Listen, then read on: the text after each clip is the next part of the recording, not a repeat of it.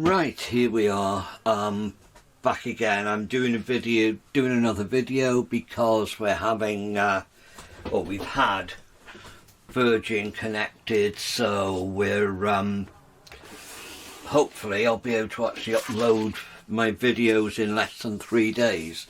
So anyway, what I'm going to do today is a watercolour, and then I'll finish it off in gouache, which is the way I'm liking to work these days.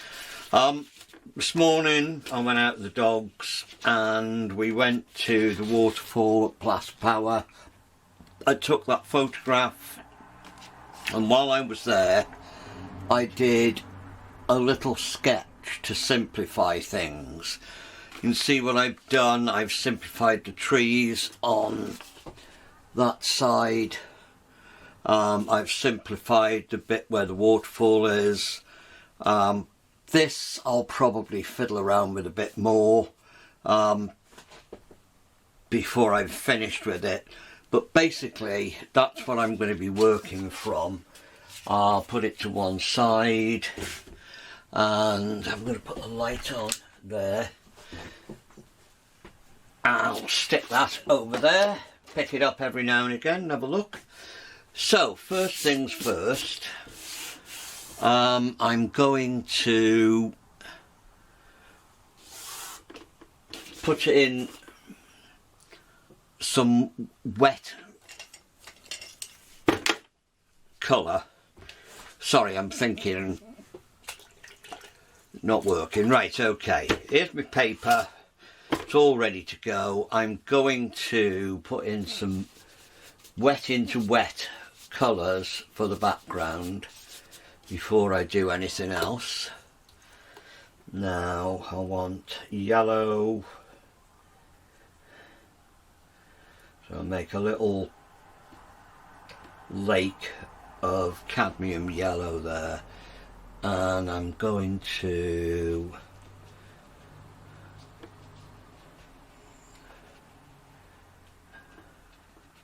I'm doing a broken wash.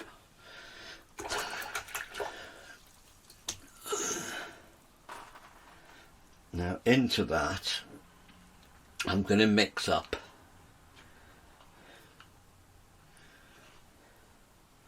some Hooker's green. Never ever ever use Hooker's green on its own. It's a really strange colour. Certainly never find it in nature, but into that Hooker's green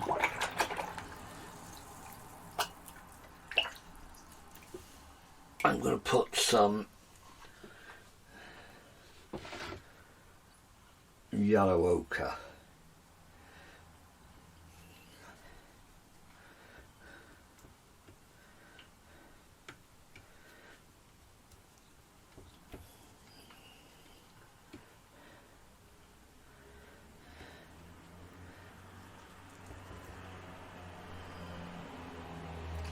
Right, so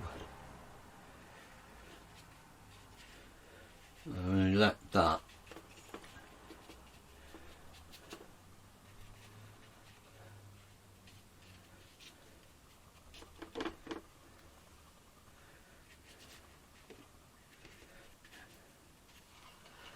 a little bit of ultramarine, which I'll mix up into a separate little puddle.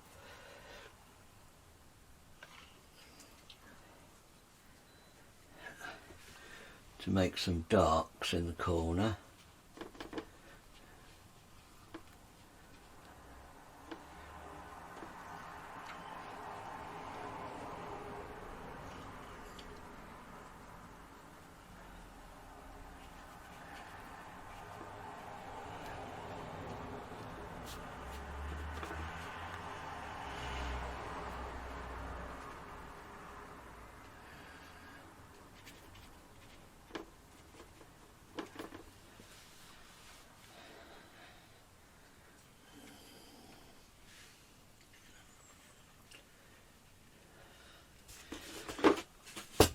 I'm letting that run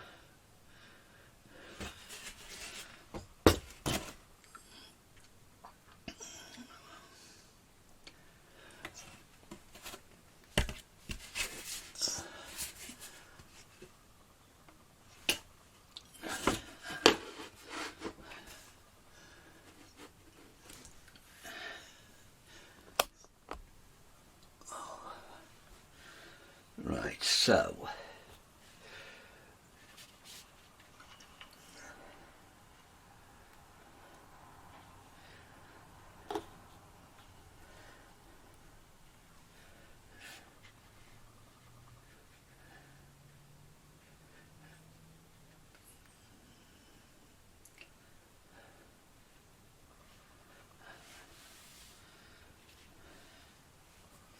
Right, I've taken that too low down. So I'm going to take some of that out.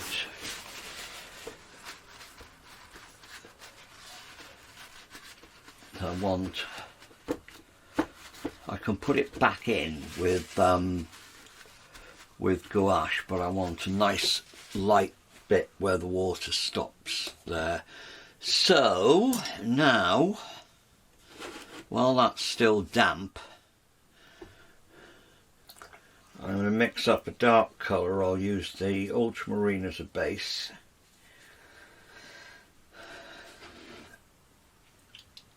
Put in some burnt umber, and nice and dark.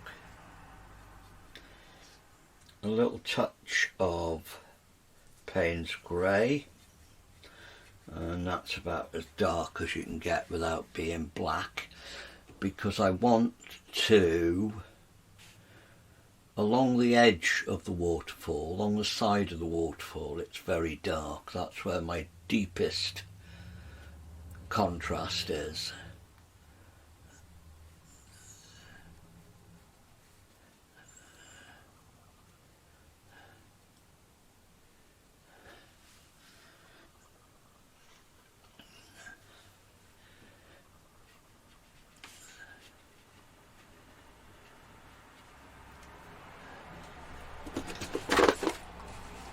Letting that run sideways again into there.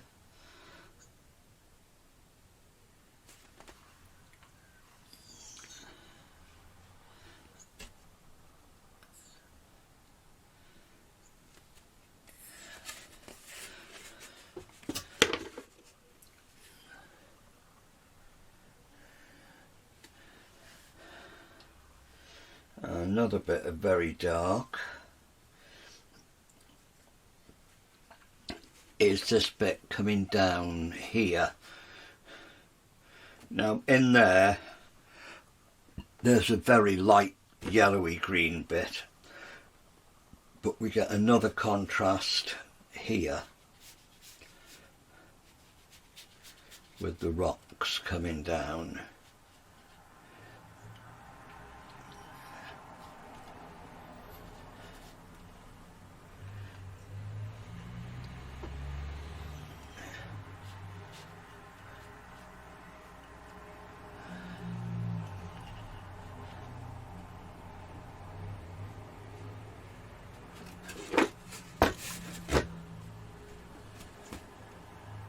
What I'm doing a lot in this picture is I'm letting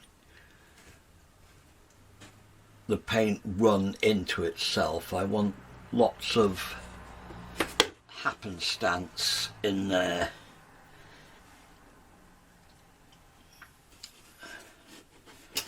And we've got a couple of sideways shadows.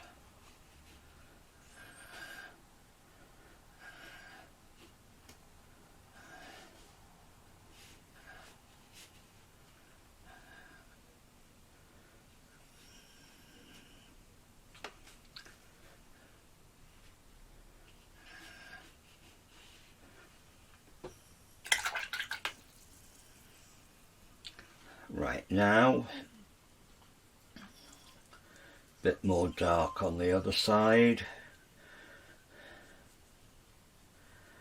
I'm putting a little bit of light red in there to warm it up.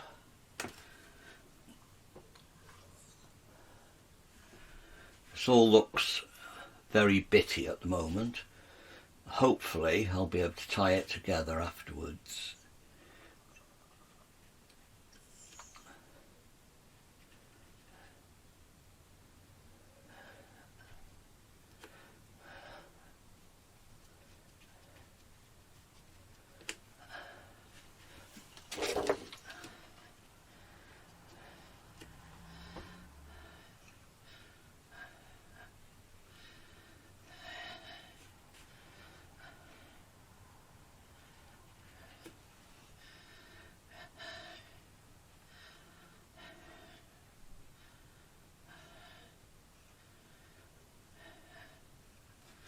Now clean that brush off. I'm using a number 8 Sable, by the way, a pointy brush, which is a bit different. Right, now I want that bit. Lots of the yellow.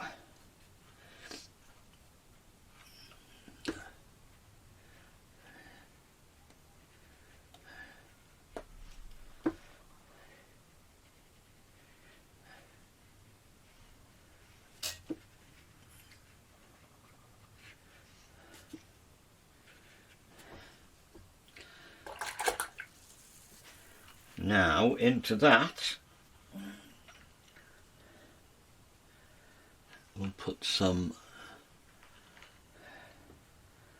ultramarine and let it spread out.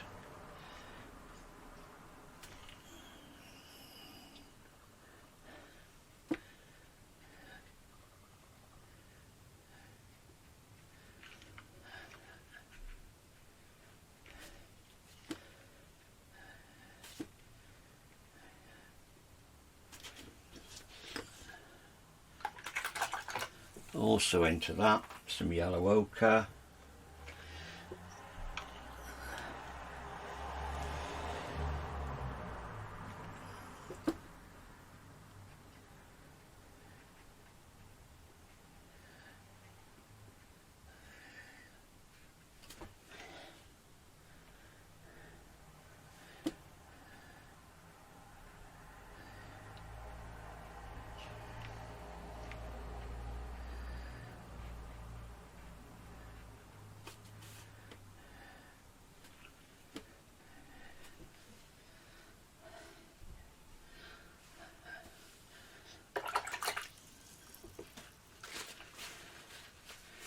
Now here I want to take out some of that.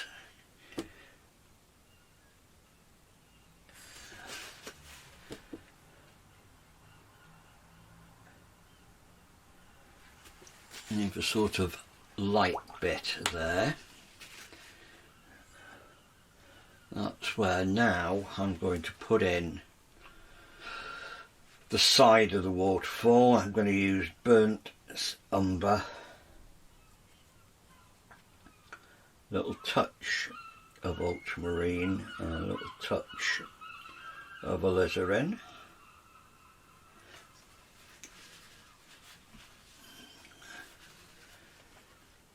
And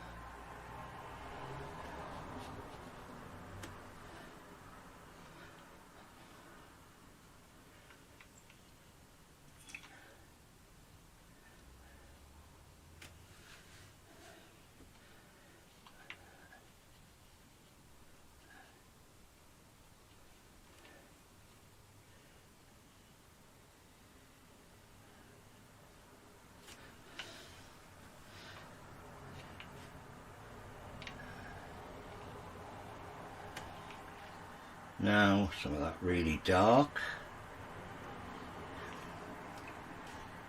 I'm going to start putting some of these shadowy bits in.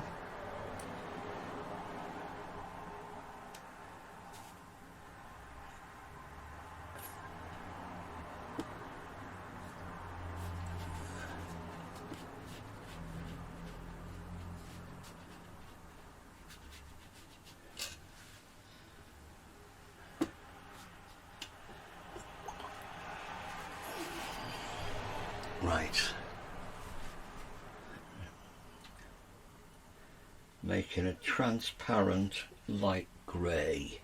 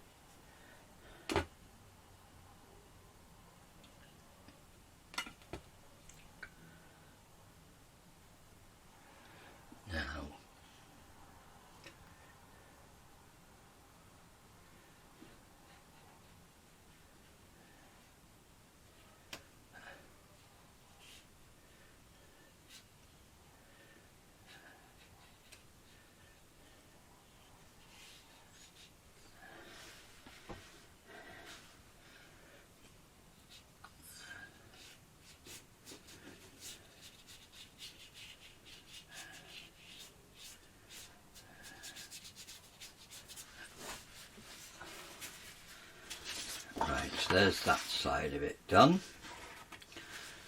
When I say done, I mean that's the underpainting of it.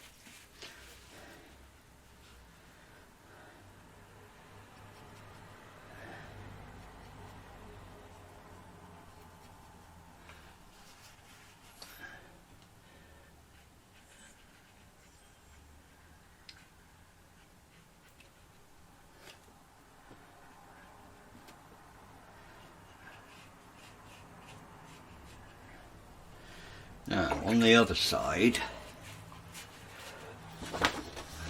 I've got that bit in.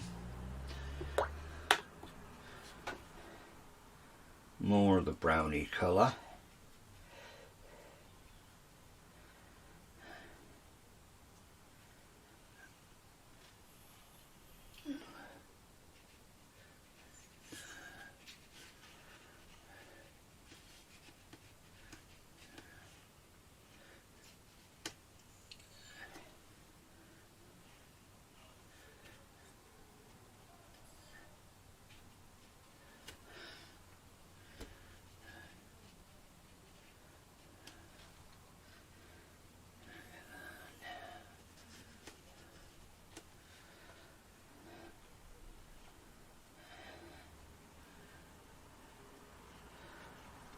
Now on this side we want some more darks, just dropped into that.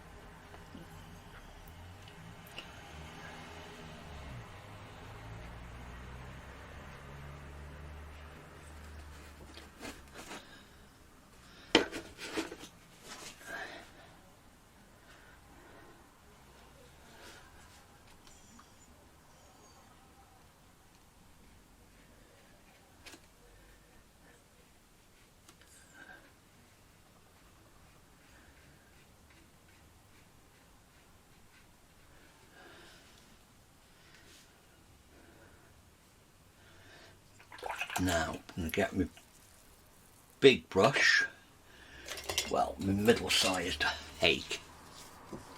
No, I'll use the big one. Now I'm going to clean out that well.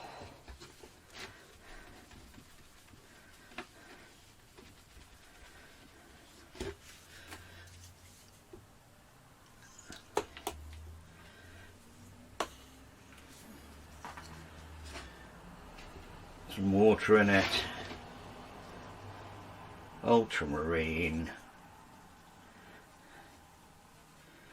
touch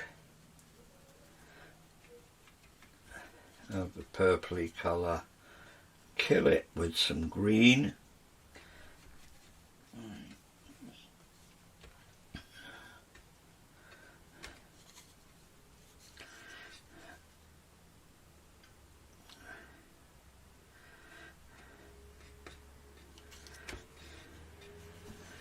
Now, hopefully,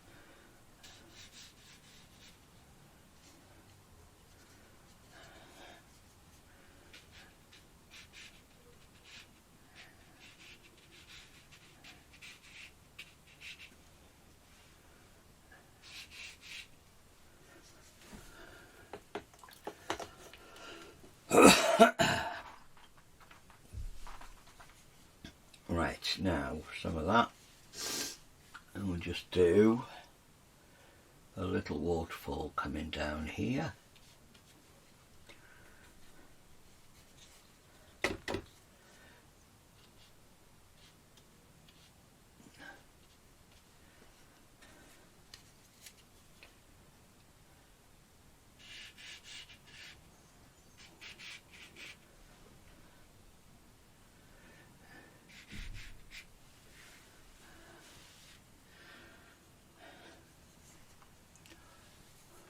Right, that is my underpainting, and what I'm going to do now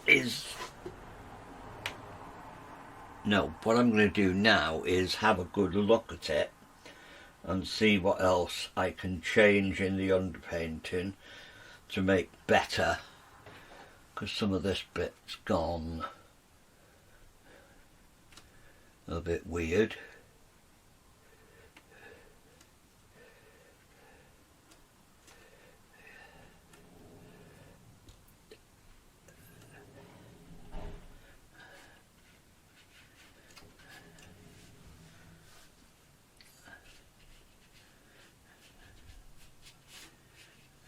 Some of these shadows.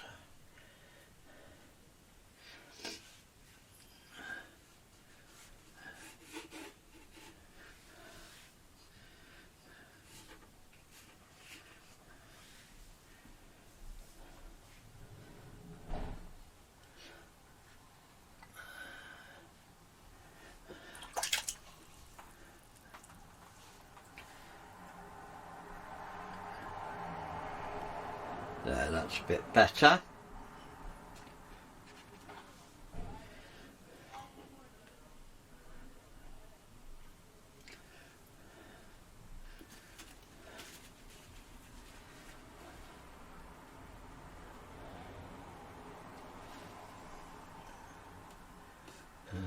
This really dark bit in there.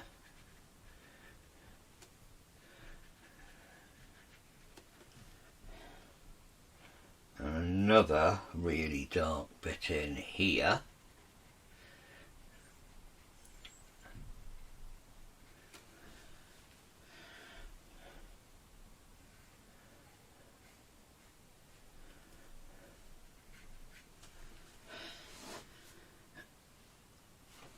And I think I'll also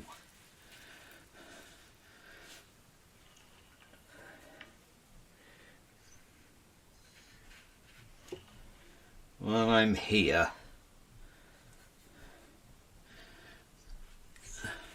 oh, that bit should be green.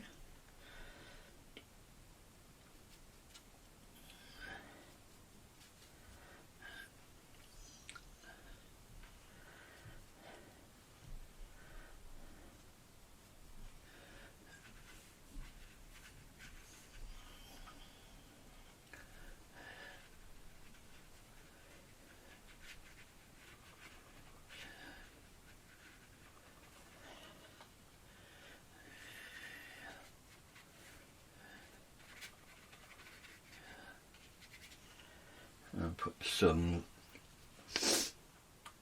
suggestions of dark foliage coming across the top.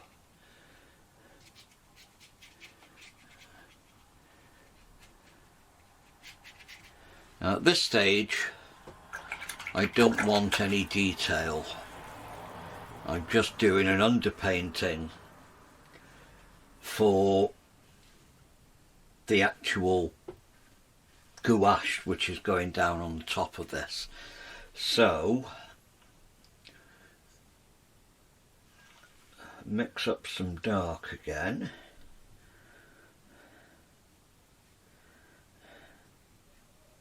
Which is ultramarine, a little bit of Payne's grey, touch of alizarin, and it's very, very dark. And all I want to do now is, if you look at there, there's just one big tree trunk and a little bit of stuff going across there. On my well, I simplified it on my sketch, so it's just a couple of tree trunks. So what I'm going to, which I can't find at the moment, my sketch. Never mind, it's about, oh, there it is. On the sketch, I put 2 little tree trunks growing up there. And I'm going to simplify it even more now.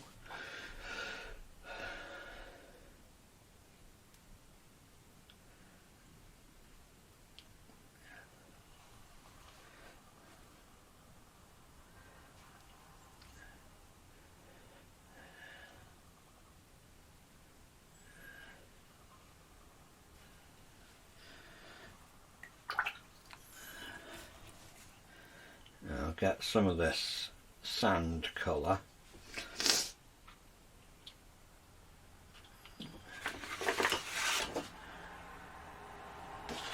Put a little bit of light down that side. And let it sink into itself.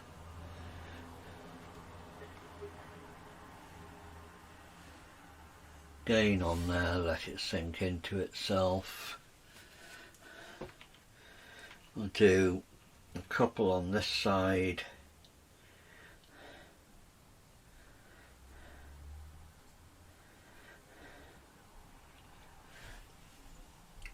Now what I found fascinating about this bit over here is that there's huge great trees just growing out of the side of the ravine here. So these are thinner, but they actually grow out of the wall.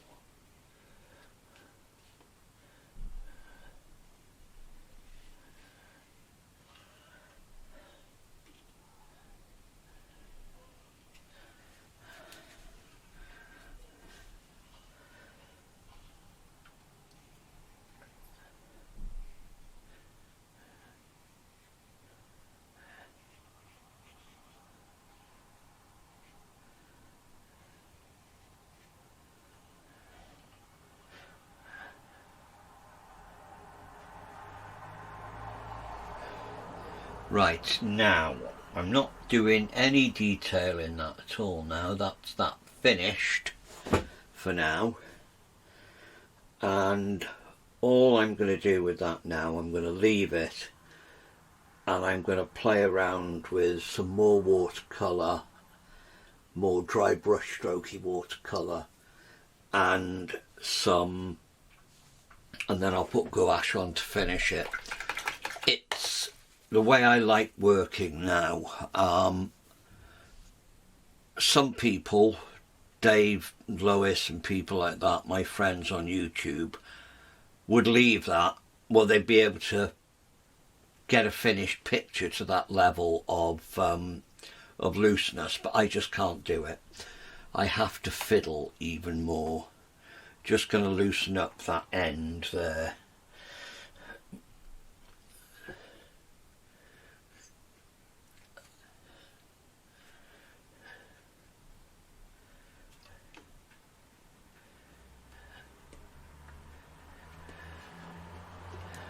There. I'll fiddle with that in gouache. Right, okay, that's your lot for now. I'll turn the video off and then I'll come back when that's dry. Put the next layer. Hi and welcome back. I've let this watercolour background dry out completely. It's been there overnight, so now I'm going to go into the gouache stage. Here's the palette I'm using. It's a little chopping board. You don't need as much space with gouache as you do with others, so I've got titanium white, lemon yellow, cadmium yellow, yellow ochre, burnt sienna, ultramarine blue and olive green. Now I'll add to that as I go along. All I'm doing now is the top bit. I'm going to get in the leaves, the trees, the sunlight coming through, and then I'll add some more darker colours to come in to the front bit. Brushes, when I'm working with gouache, I tend to use bristles or thicker nylon brushes, because I tend to treat it more like oils than anything else. Don't use too much water. All I use to mix is a damp brush, and first thing I'm going to do is to get some of these yellowy greens into the top area. So I'm mixing lemon yellow and some titanium white, and I'm going to keep it at that yellow for now because there's an awful lot of yellow in the sunlight coming through. And I'm not just going over, I'm dabbing into and putting little bits of different colour. Remember, gouache is not transparent, it's opaque. You can't see through it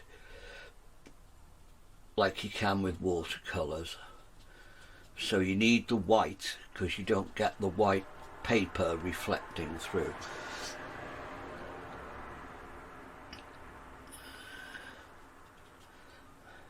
I'm doing quite a bit of the mixing actually on the paper, same as I would with oils. What I like about gouache is that they're very similar to use to oil paint, or they can be. You'll see later you can thin them down quite a lot if you want to. But if you're using cheap gouache and you thin it down too much, you do stand the risk of it becoming chalky because of the thinners involved. I'm using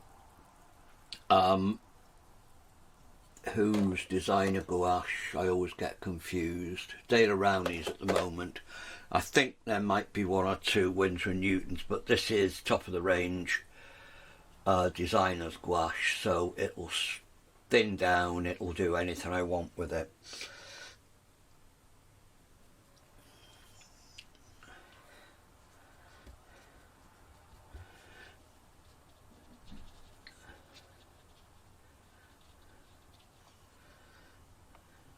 In this top corner I want some shadow and some sky coming through, so it's going to be mainly blue up here. Mix in some green into it.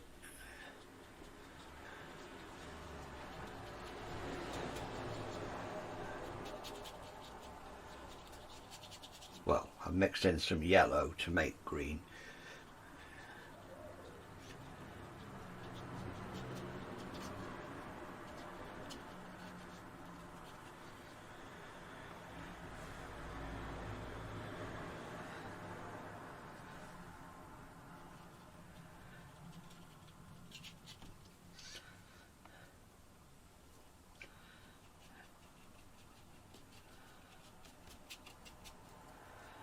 I'm keeping this very loose and impressionistic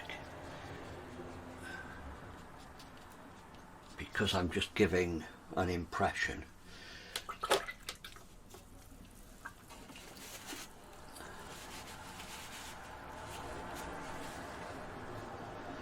Slightly bigger brush.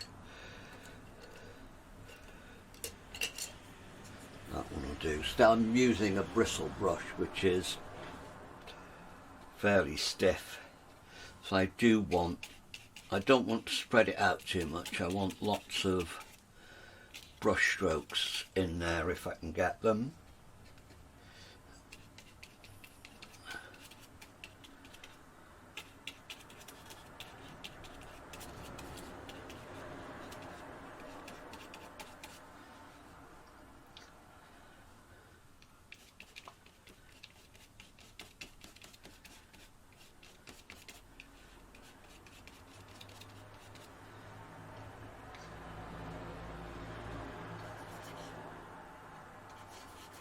In the further off bits,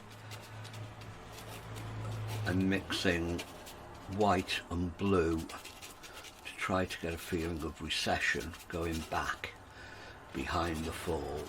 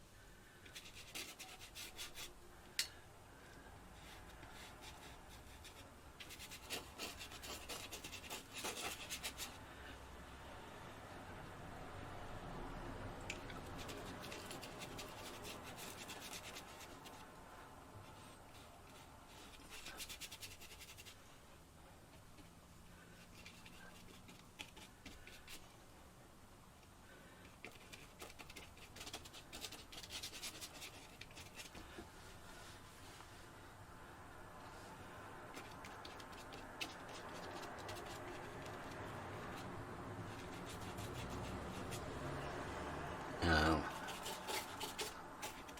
I can't believe how quiet I've got these days. Over the summer I've just got completely out of the habit of talking. And I've put too much blue up there, but because it's gouache I can brighten it up by mixing into it or even going over it.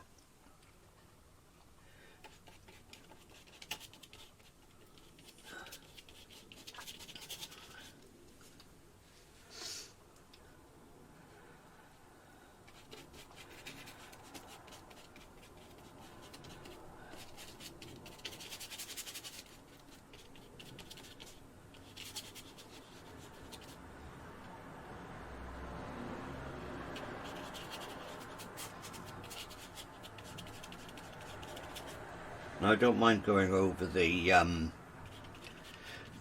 tree trunks here because I put them back in again. I've just put them in the watercolour to give me an indication of where I want them, because they're different from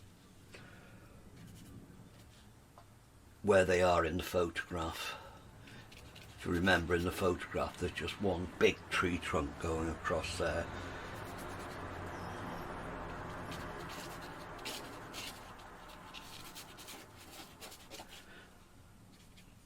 What I'm doing in now is putting in a very thin mix of white, ultramarine blue and both the yellows mixed together, which purists will say, oh, you shouldn't do that, that's terrible, but I do it. I'm a rebel. It's just, there are no right or wrong things about painting, there's just what works and what doesn't. And my favourite bandwagon, if it doesn't work, throw it away, it's just a piece of paper. Or turn it over first and do the other side. Or put some PVA glue over the top of it and paint on it in acrylics or oil.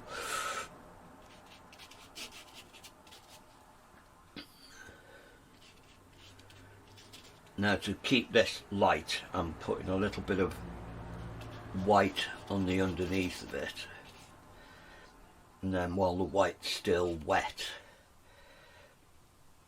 I'm mixing into it with the yellow and the green.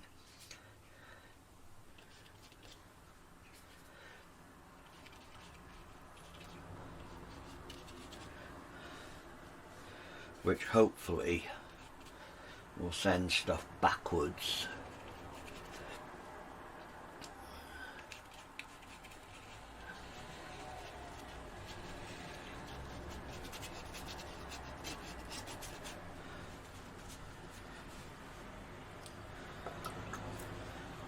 So what I'm doing for mixing, I'm just dipping the brush in the water and then wiping it off on a piece of tissue so it's just damp. You don't want a great deal of water.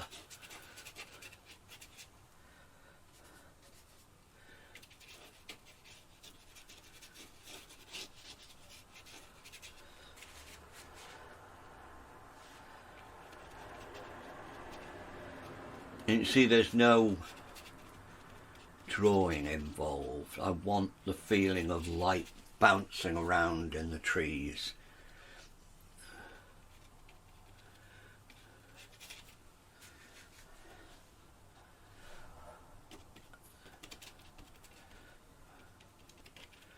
And again, because it's gouache, I can go on layer after layer.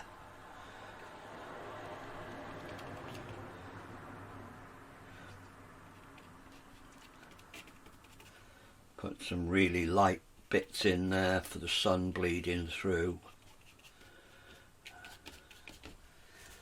Right, okay. That's done. Now, I wouldn't.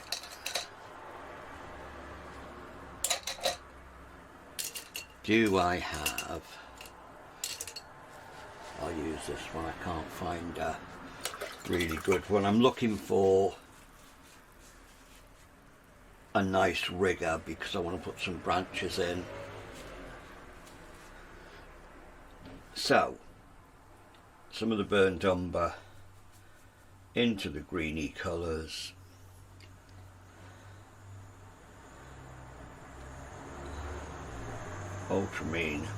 Ultramarine and burnt umber get very, very close to black. Now, I'm using it fairly loosely, much more so than I usually would, because I want to do lines. Sorry if my head gets in the way.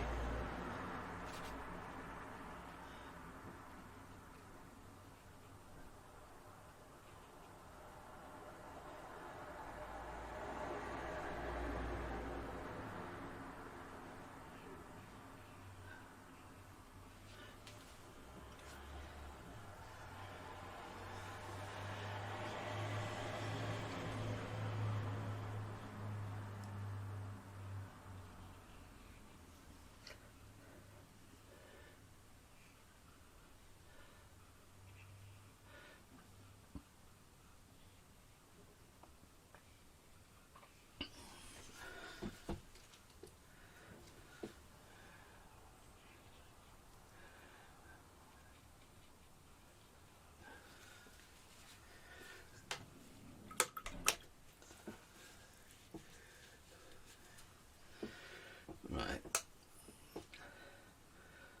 even darker dark.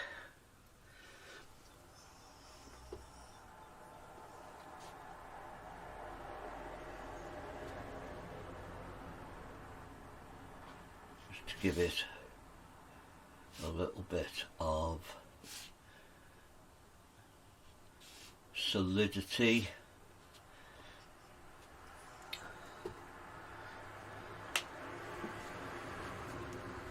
I want the light coming that way, so these are practically in silhouette now.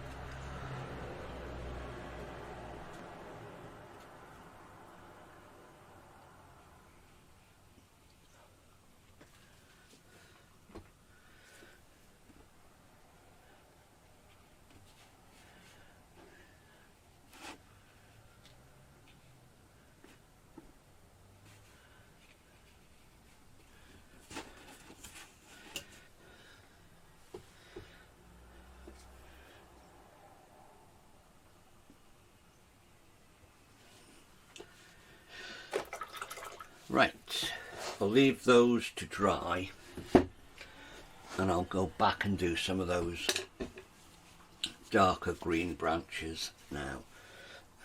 Back to little secret, it's very hot in here.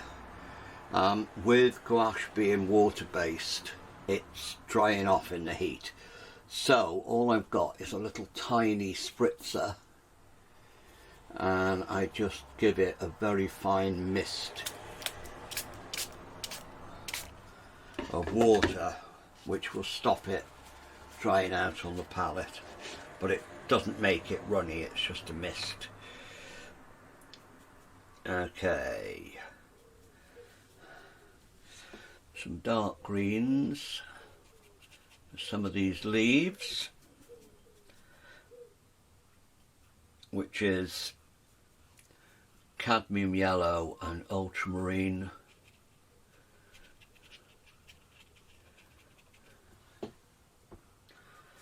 Mixed in with some of that really dark that I used.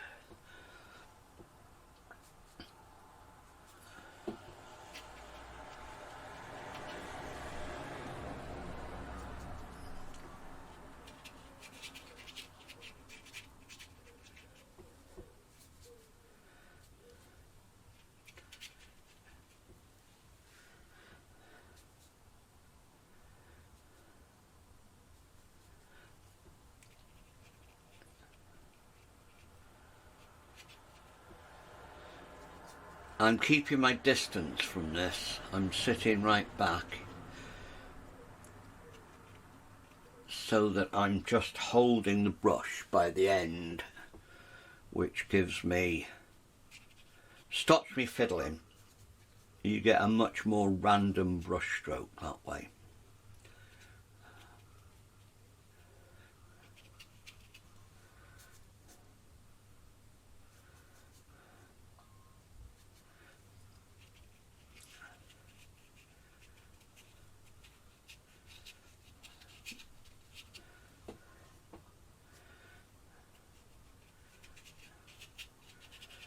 Now what I'm trying to do here is create a frame for the waterfall, not too obviously,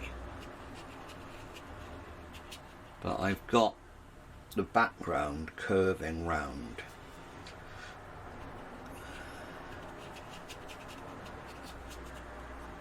So that the eye, when the picture's finished, will follow that round and down and then back up to the waterfall. Hopefully.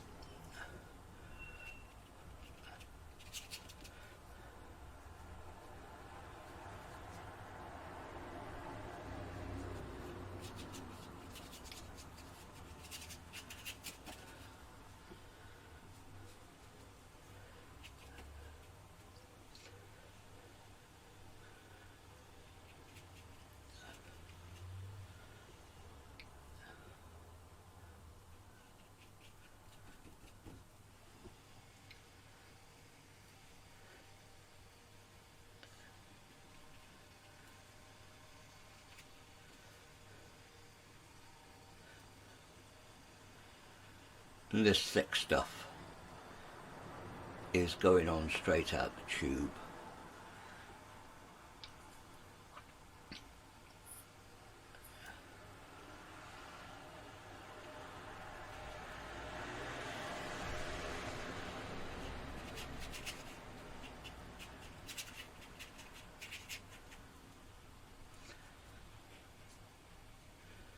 And I know I want to put a little shady bit there, but I don't want, I want it to go behind those trees because there's a glorious bit of light catching down there. Right.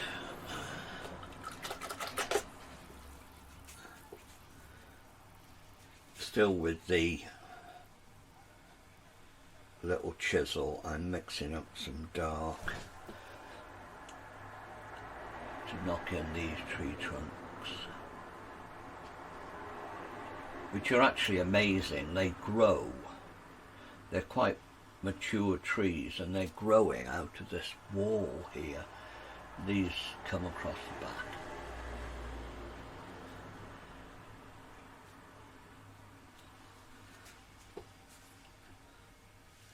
Right, now little bits of light on those branches, yellow ochre and a bit of white.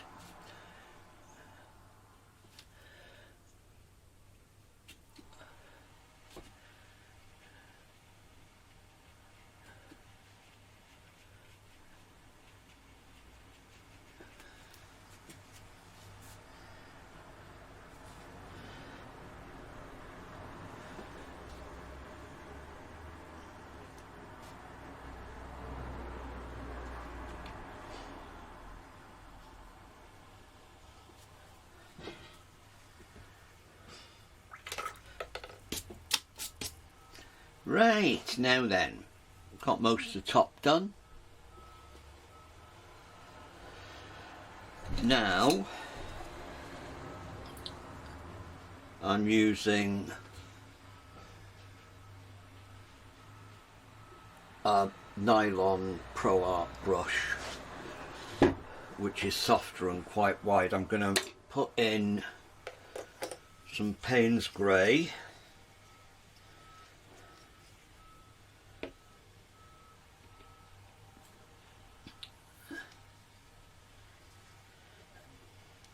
and some burnt sienna onto my palette.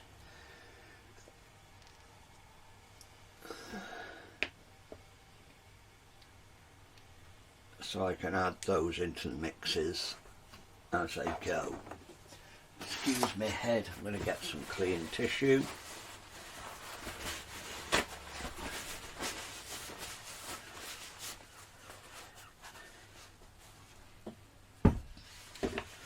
Right, now, off we go. I'm going to start coming out from the side of the falls, but I'll do the falls last. So here we've got some very, very dark Payne's Grey, burnt umber, touch of blue.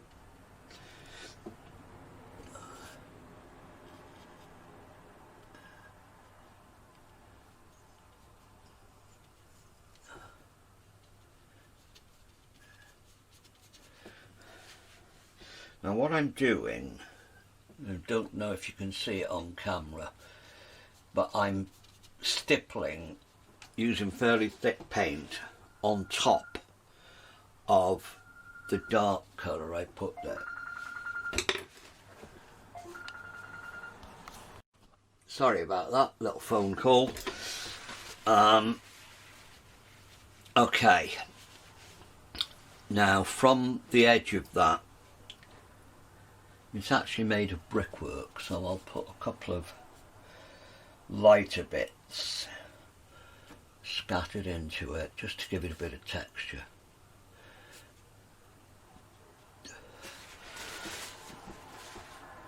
And then I'm going to use the burnt umber,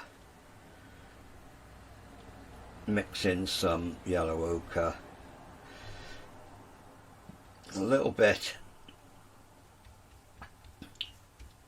of burnt sienna just to warm it up, and then I'm going to do the brickwork on this side. This is actually, for those of you who aren't local, a man-made waterfall built in the 1700s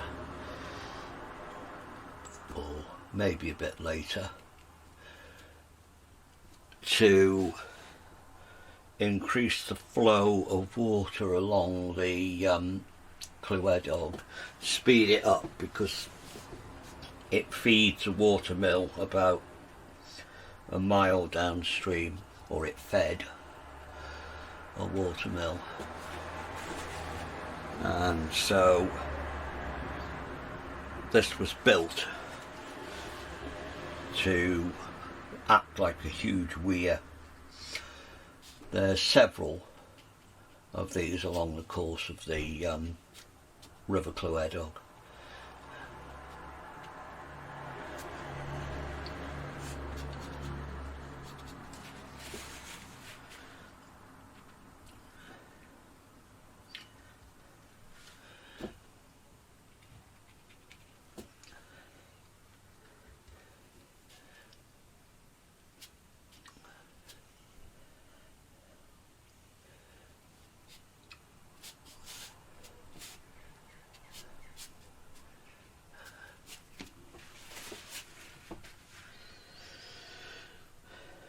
Now,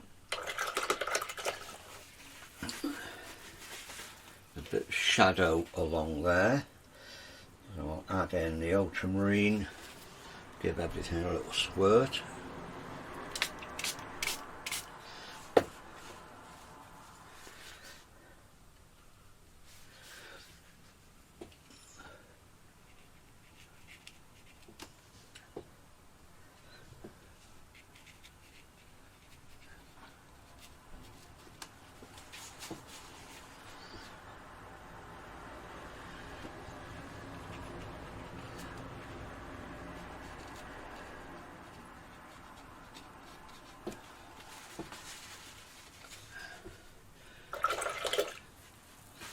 On the other side there's not so much detail.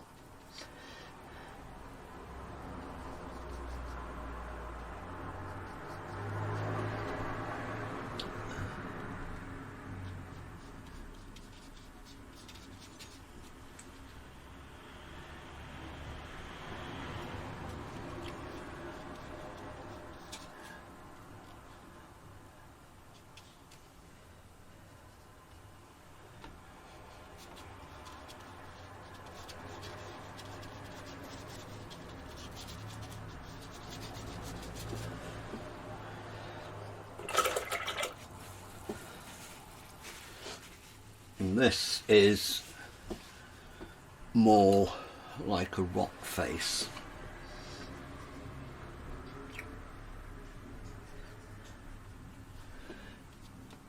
Which again I'll put in with fairly thick paint.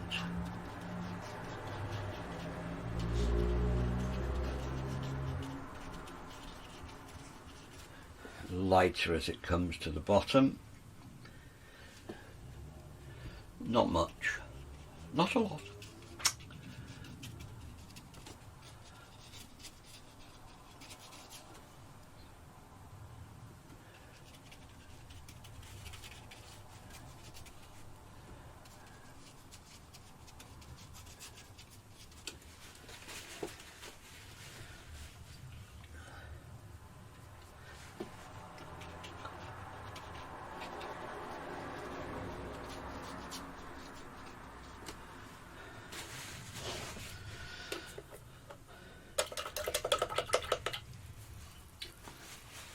Quite funny actually. The day I did this drawing there was some boys leaping off, and it's quite full at the moment, but over on this side there's a shelf comes out underwater, and it's solid rock, and I was a bit concerned with these boys because it's a thing that kids do all summer. And they were only young, mostly they're 16, 17-year-olds, but these were 12, 13, and I said to them, you know, how well do you know the pool? You'd realise there's a big shelf of solid rock going out across there, and if you hit that, you know, you're really in trouble. And they were saying, oh yeah, we know all about it, blah blah blah. And then when I told them that we used to do exactly the same thing when we were kids 60 years ago, they were quite surprised. Very idea of an old fogey like me leaping off waterfalls. It made them stop to think.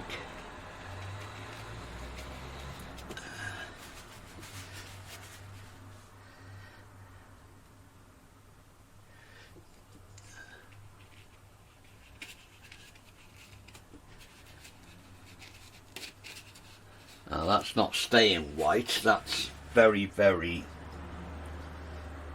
light, bright green.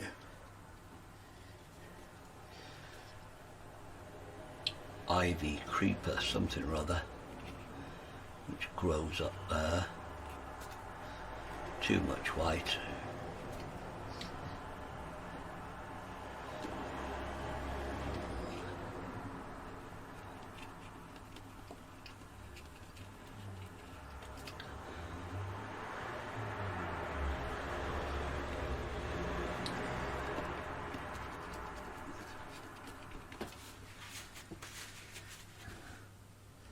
tiny bit of dark into that side.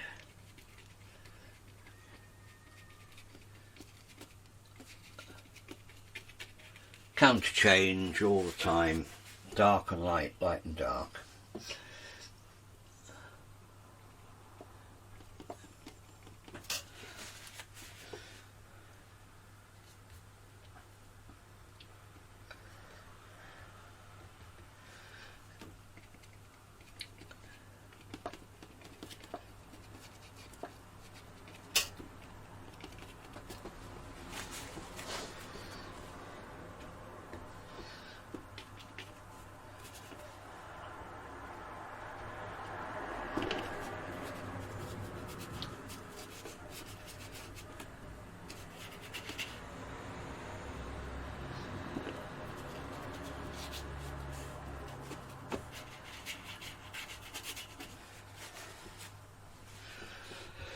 Right, now then,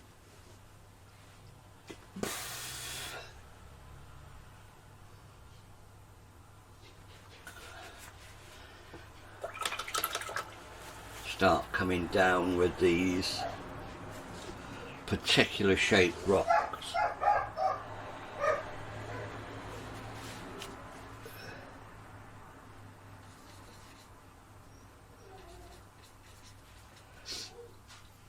There's a lot of shadow.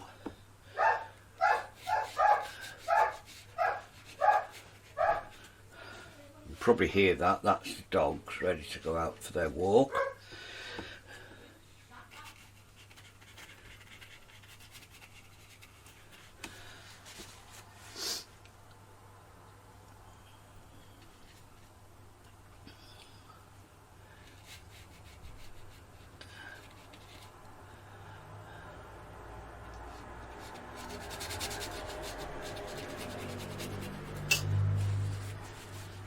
Now this bit's in shadow. Let's put some light colour along there, which is Payne's grey and a dab of white, and back to Payne's grey and raw umber.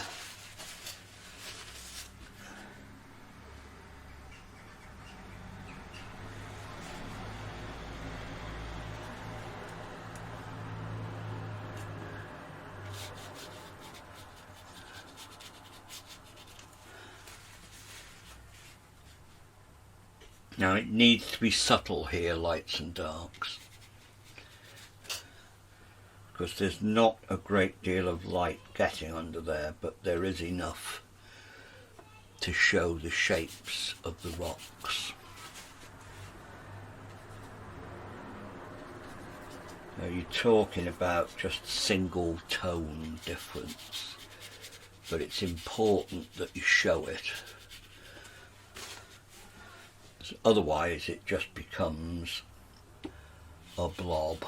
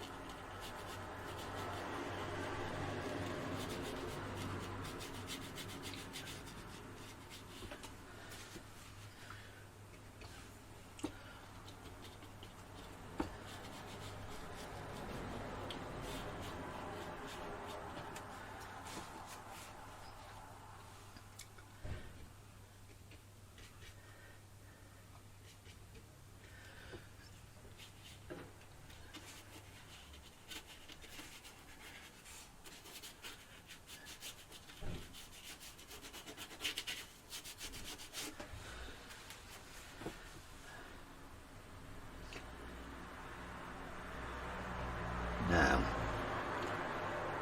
there's some very light bits where the sun catches over here. Carries on that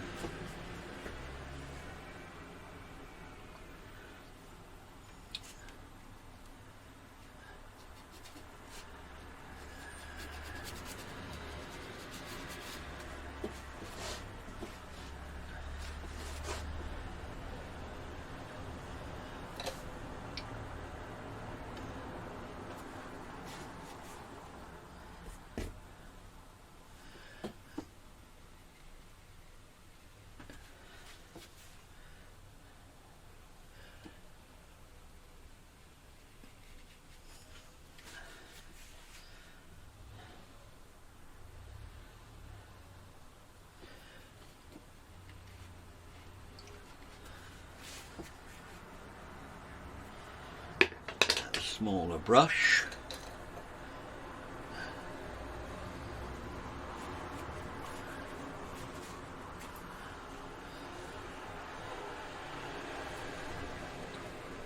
And a lighter shade of dark.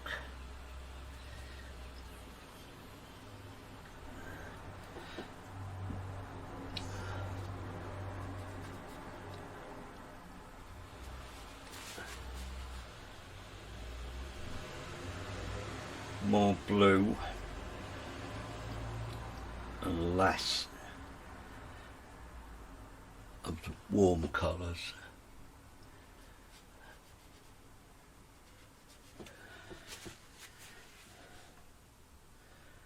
Back to the very light.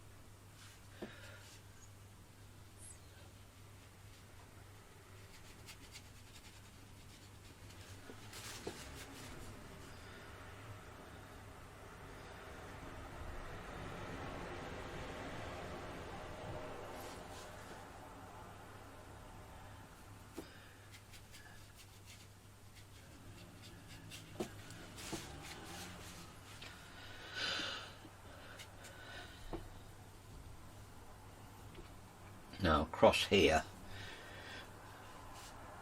it shelves out.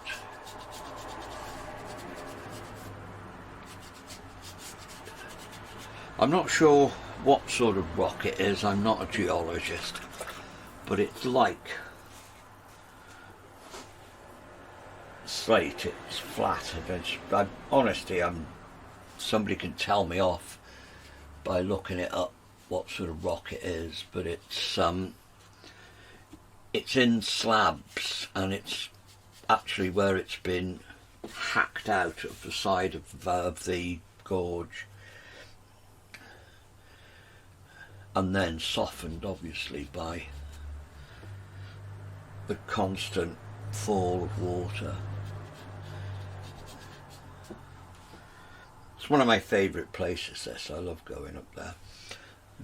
Probably where the dogs are today, or where they're going with my wife. They love it in there. There's a really deep pool at the bottom of that waterfall.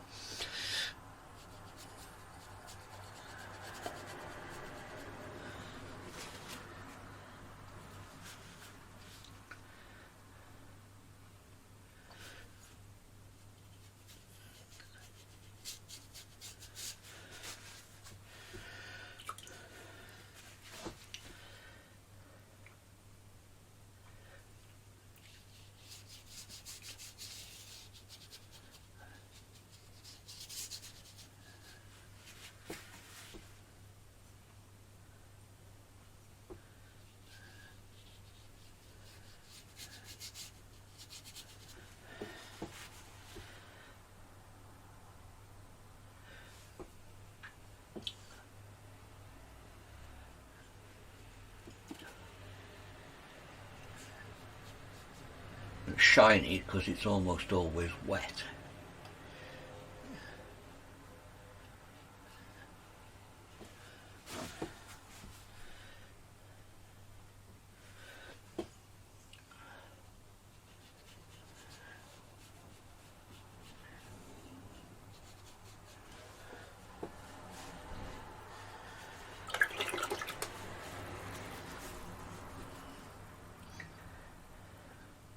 I'm putting the blue into it because it's basically picking up the hint of the sky. It'll need toning down later, but that's the theory behind it.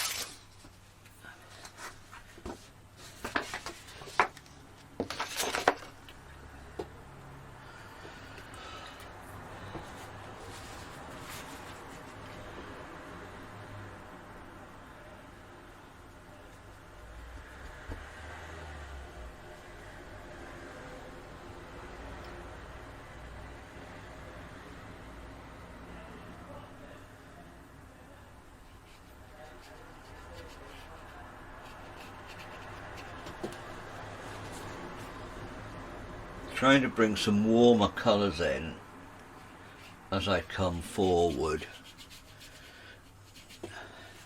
without losing the ruggedness,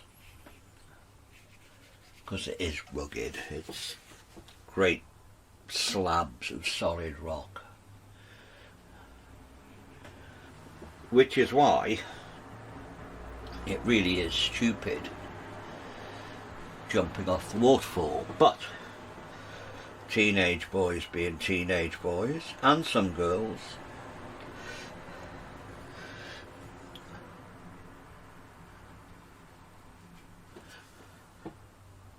it's a challenge. It's something that they like to do, and who am I to argue when I used to be just like that when I was their age. And in some ways it's good to see kids just out in the countryside doing the same things that we used to do when we were kids, instead of being stuck behind computers.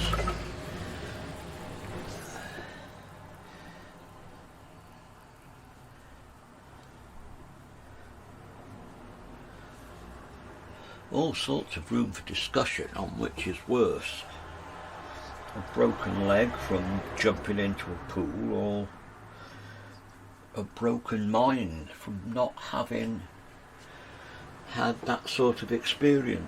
I don't know. Oh, I do, Chunner.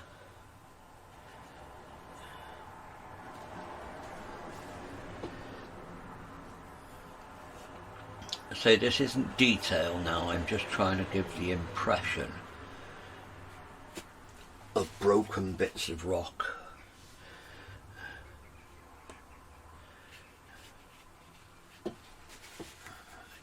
Certainly don't want too much detail, but I want it to look like it's supposed to look.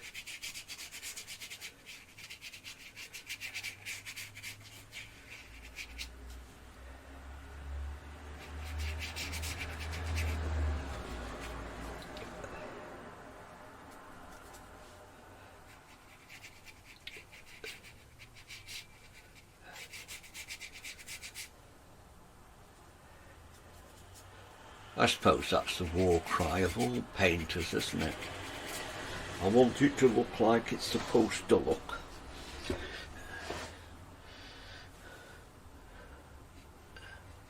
And the good thing is, only us know what it's supposed to look like. We can always say, yes, that's what it's supposed to look like. Even if it isn't.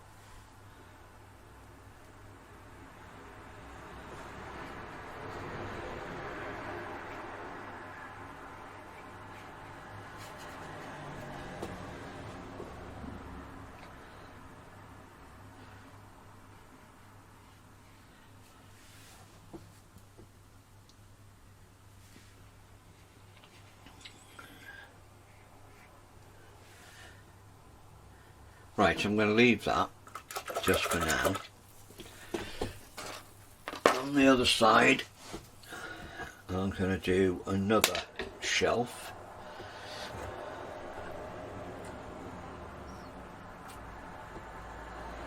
Which is a bit more slopey.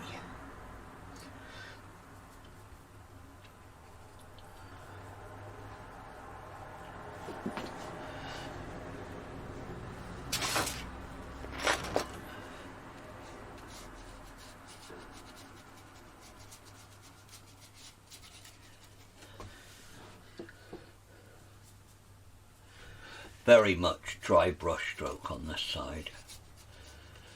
I've got shadows underneath it. I don't want too much detail. I just want to give the impression that that slopes down.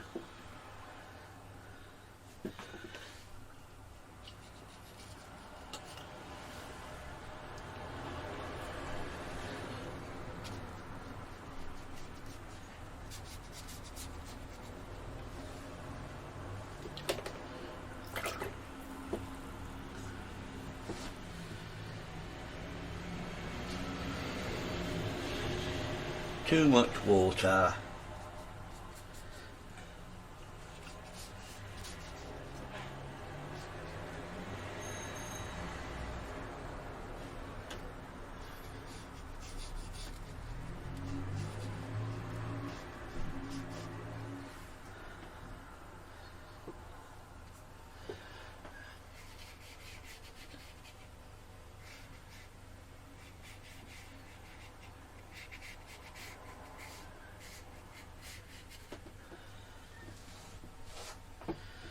Right, now then, that's a bit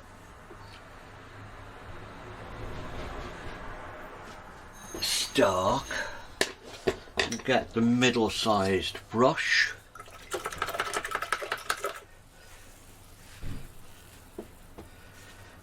I'm going to, because there's bushes growing up that side, so very much in the shadow.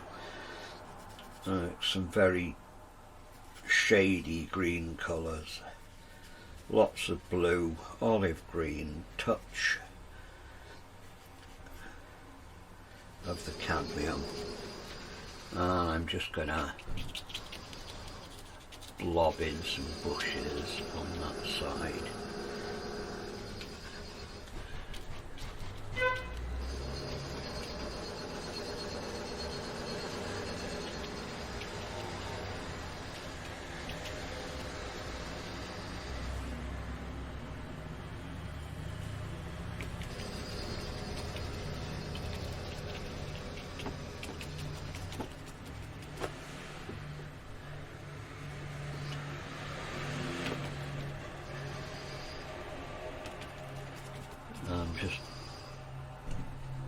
stippling these in.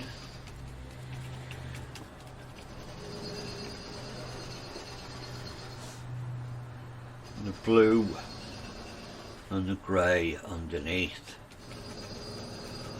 Give it some more shadow.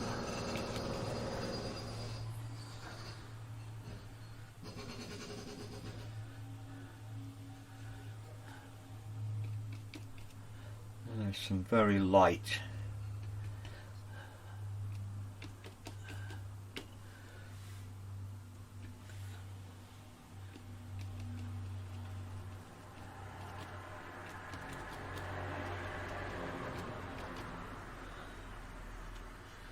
just at the edge there.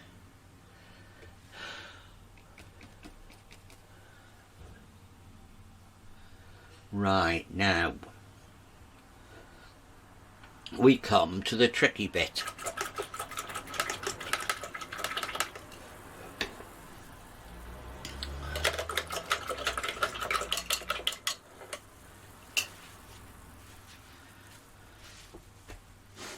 Now, right at the top of the falls, I need to put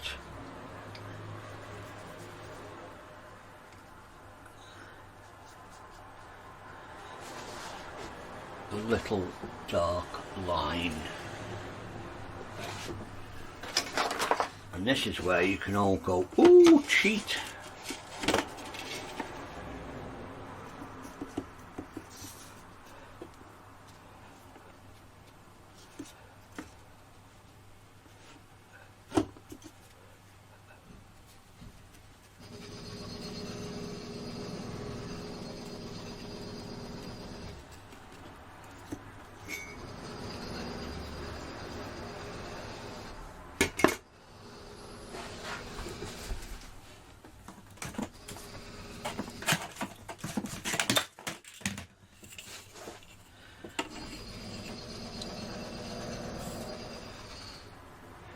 If it's good enough for Winston Churchill, it's good enough for me.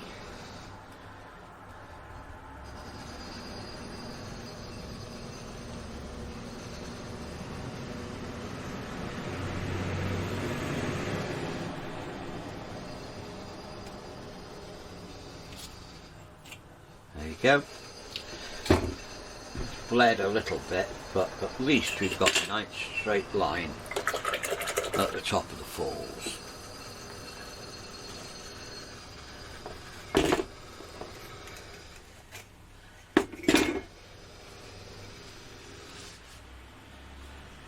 And also following that line, bright white.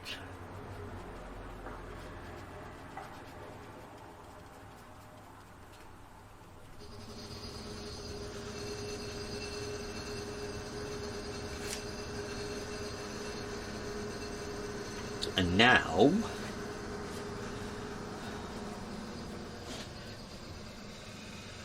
we need to paint the water.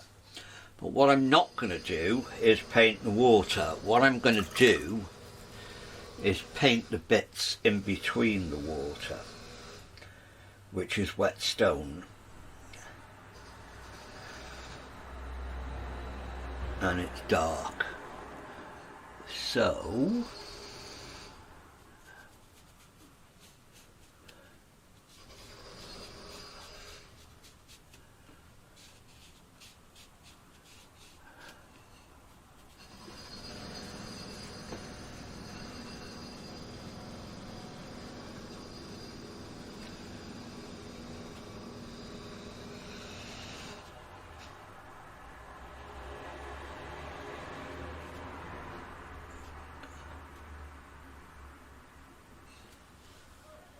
this is painting in negative shapes. By painting in the bits behind the water, it gives the impression of where the water is.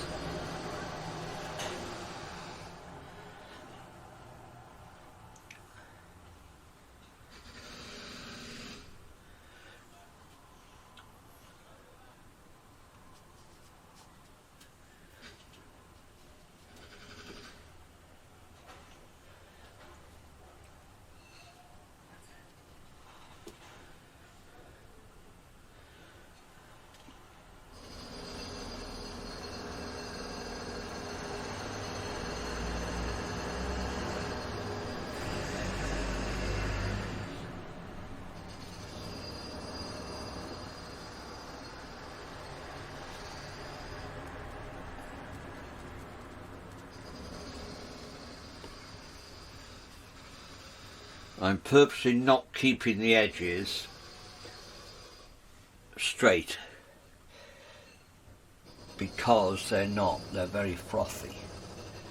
Now where that one's coming up to the top, a little bit of stone at the top which causes it to split, and down here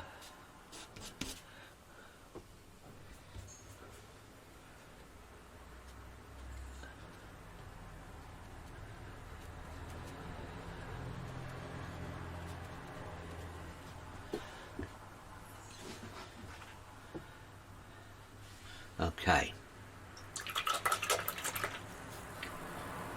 But I want, what this is quite an old bristle filbert, and it's got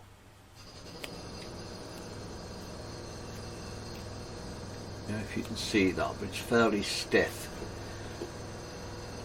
And what I want to do here is just scumble over the top. Scumbling is putting dry paint on top, just leaving scratchy bits.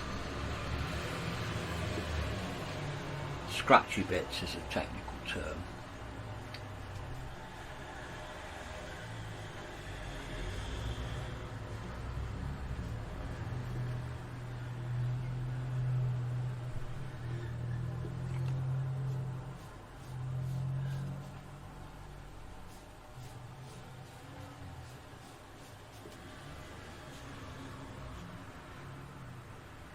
That's some blue.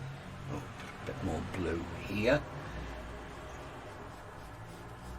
where it's catching the reflection of the sky. I'm going to need some white into that as well.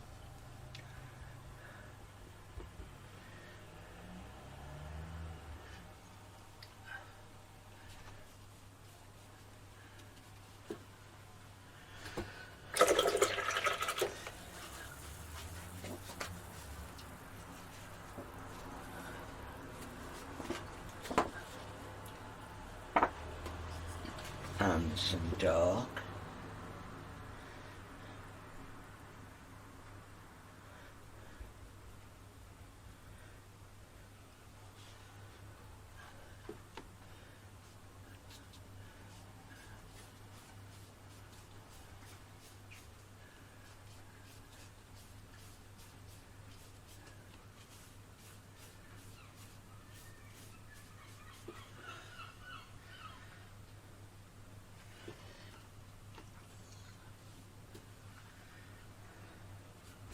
Too much.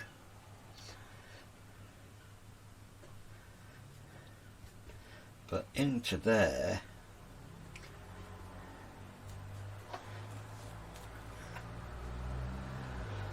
I want to get a hint of the peat.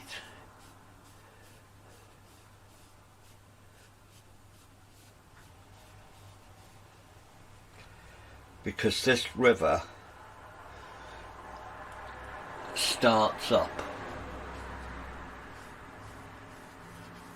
on the moors above Minera,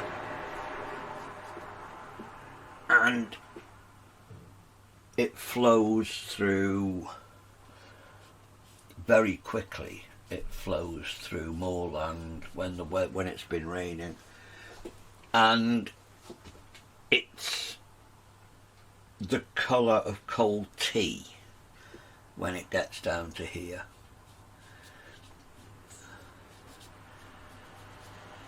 When it's been raining. Or best time to see it is in January, February, when you get the snow melt. And if you've had a heavy snow up on the mountains and the moors, then this just, it's amazing. And this pretty little river, which I love to swim the dogs in, has killed several people in France. every couple of years somebody decides that they're going to go for a swim or a paddle, or their dog falls in and they try to save it.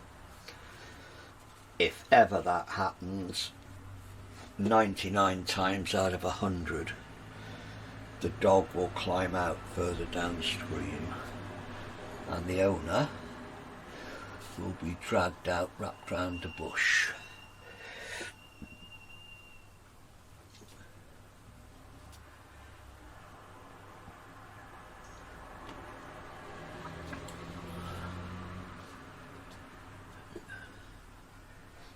So yes, it's a pretty little river, but you need to treat it with respect.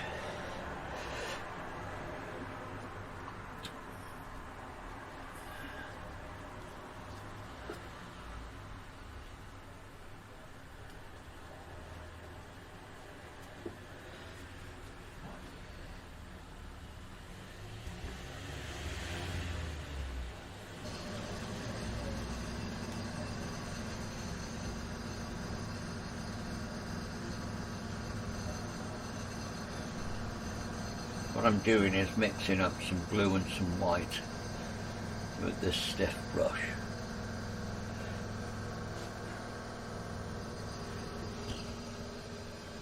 Just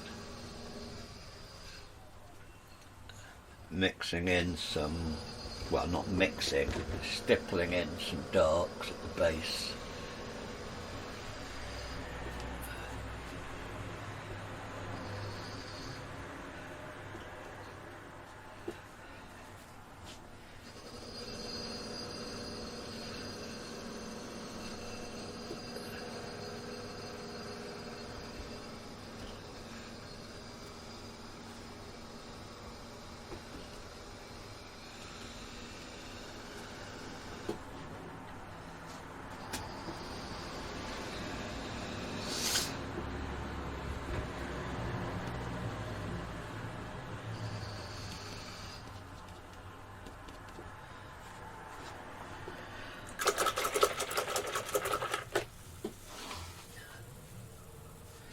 Right, now get the soft brush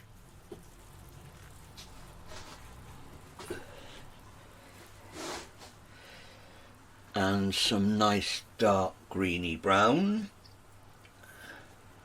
burnt umber olive green,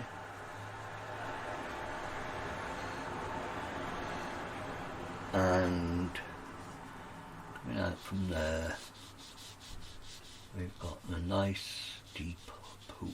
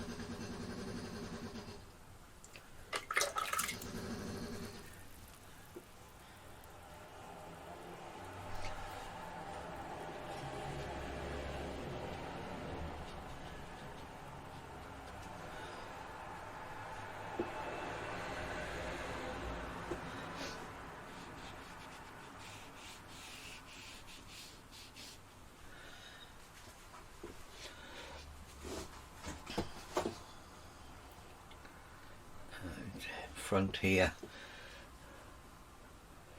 Another shelf. It's largely under the water.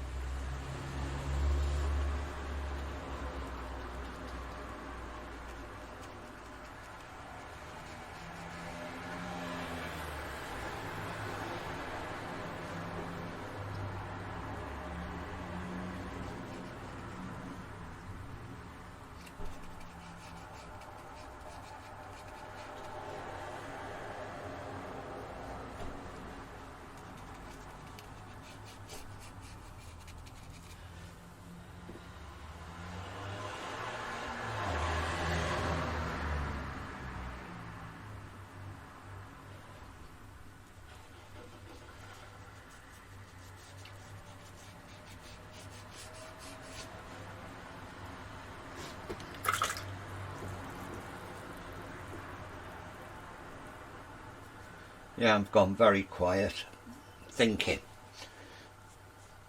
Thinking is not something that comes easy to me.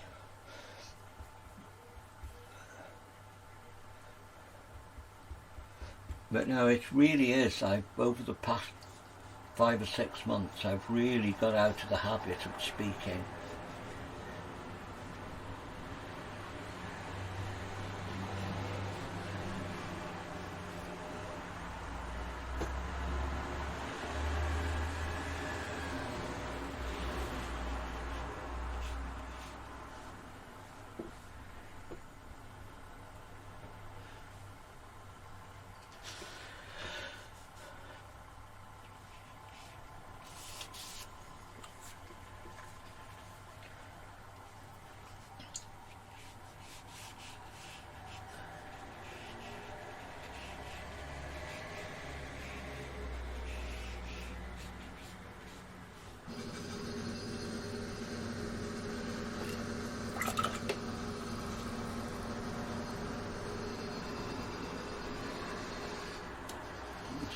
Darks on this side.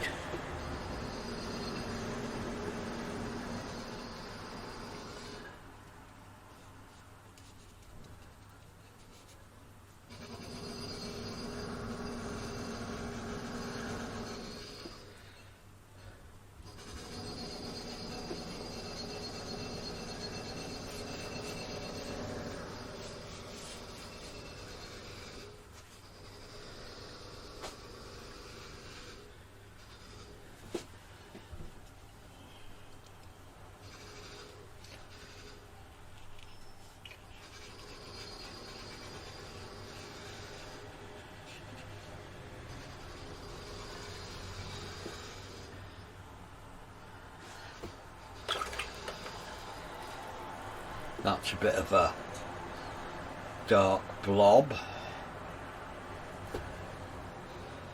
So just because it's sandstone-y stuff, I just sort of put some texture into it with yellow ochre, maybe a touch of white.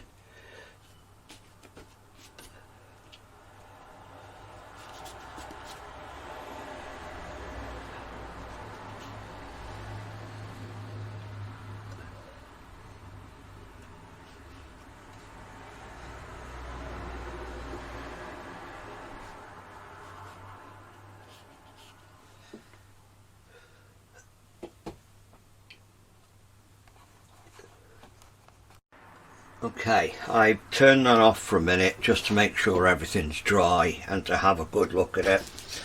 I'm going to start putting in some details now just to hopefully tie it all together. I'm back to the rigger. I'm mixing another dark colour.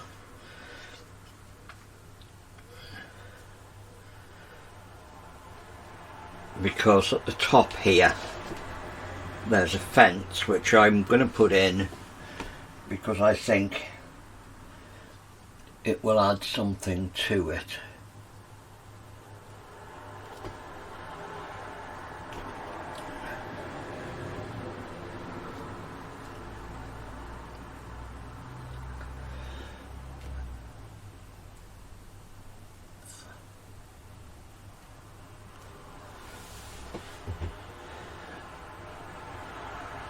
Dull it down a bit.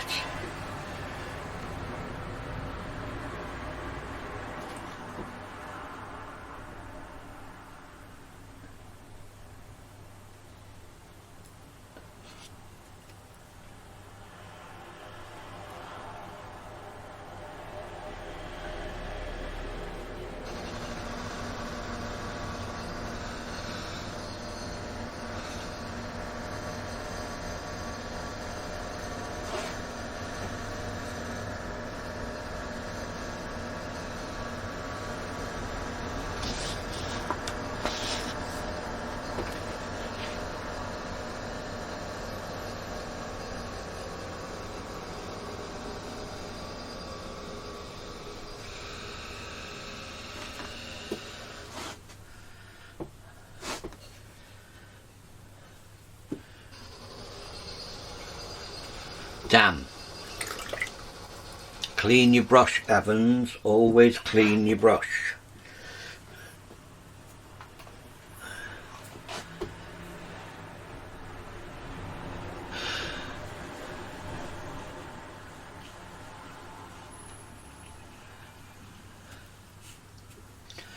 Now,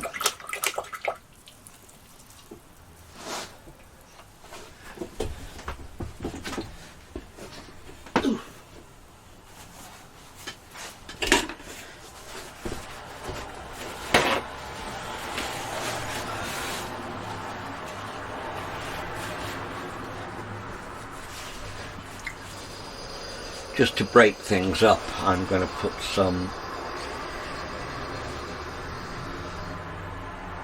lighter branches, yellow ochre,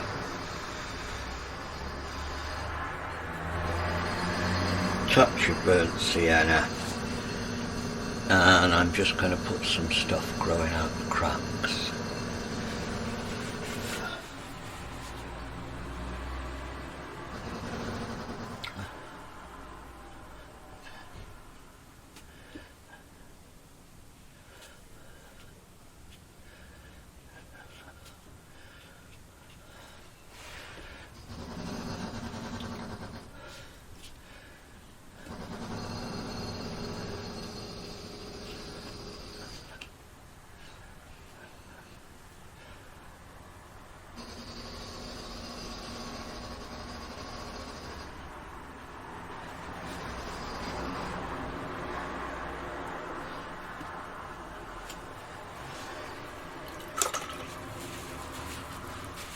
Bit more contrast in the river.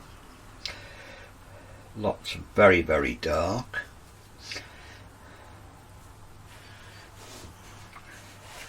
I want it to twinkle.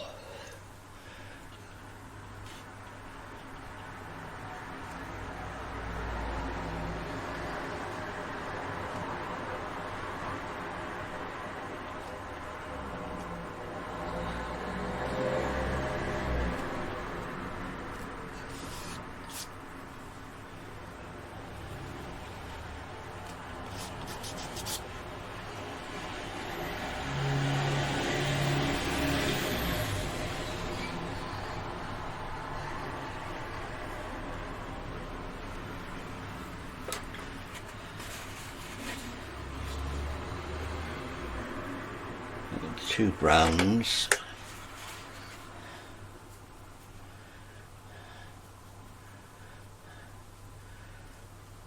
the burnt sienna and the burnt umber.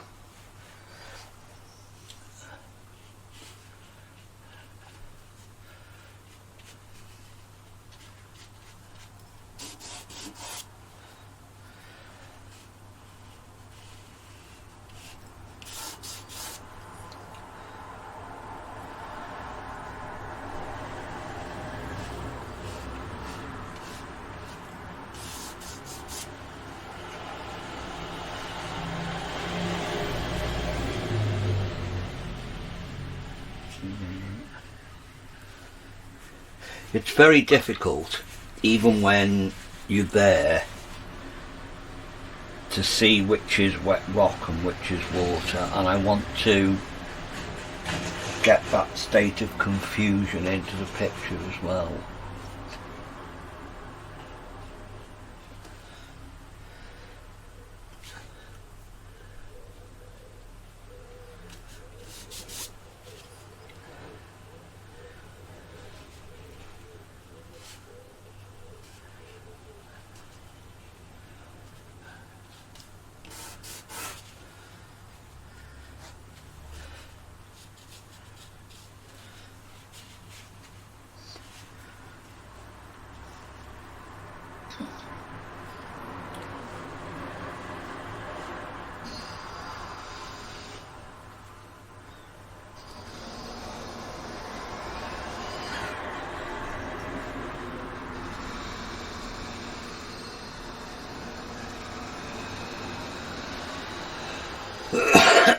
Right, now on to this side.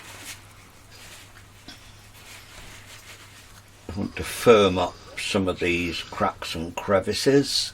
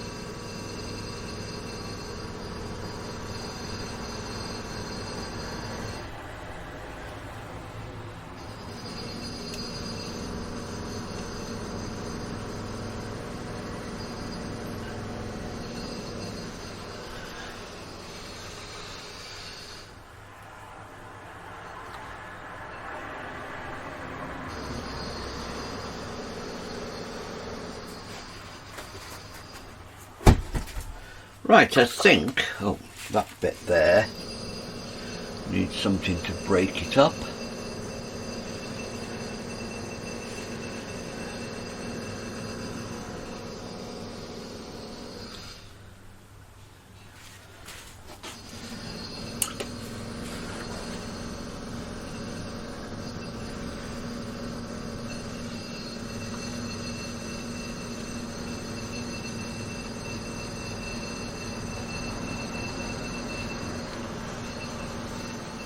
Right, I'm going to leave that as it is for now.